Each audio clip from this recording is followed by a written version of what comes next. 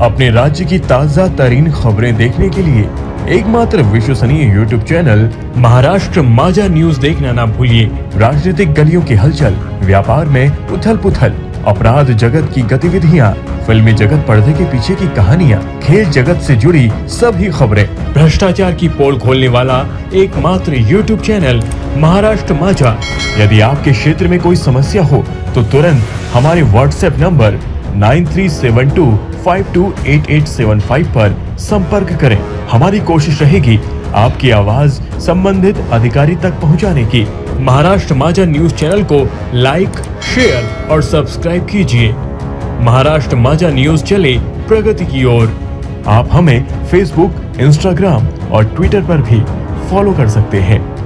योगी आदित्यनाथ ने क्यों छोड़ा था अपना घर? मां को लगा जा रहे नौकरी करने, लेकिन ये थी असली वजह। आज 5 जून को यूपी के सीएम योगी आदित्यनाथ का जन्मदिन है।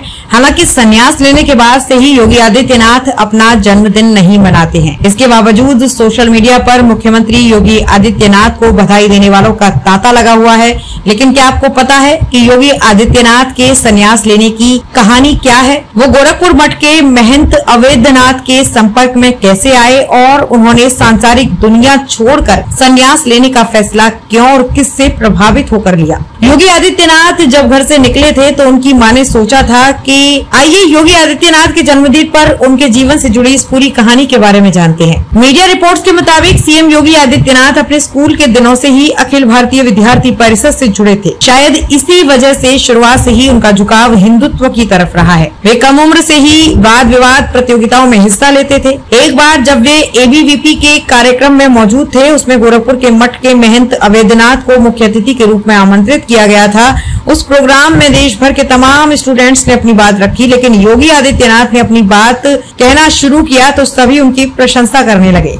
योगी आदित्यनाथ को सुन महंत अवैधनाथ भी प्रभावित हुए। गोरखपुर क्यों गए योगी आदित्यनाथ? इसके बाद महंत अवैधनाथ ने योगी आदित्यनाथ को बुलाया और उनका परिचय पूछा। योगी आदित्यनाथ से उन्होंने पूछा कि कहाँ के रहने वाले हो, तो योगी आदित्यनाथ ने बताया कि वे उत्तराखंड के पौड़ी जिले के रहने वाले हैं। तब महंत अवैधनाथ ने योगी आदित्यनाथ से कहा कि कभी समय मिले तो मिलने जरूर आना।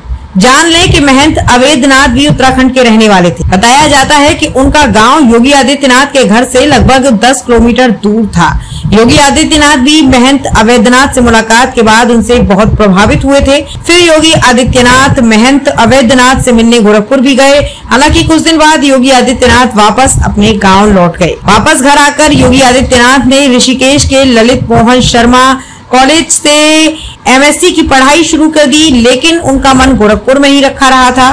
फिर अचानक महंत अवैधनाथ बीमार हो गए। तब योगी आदित्यनाथ उनका हालचाल लेने पहुंचे।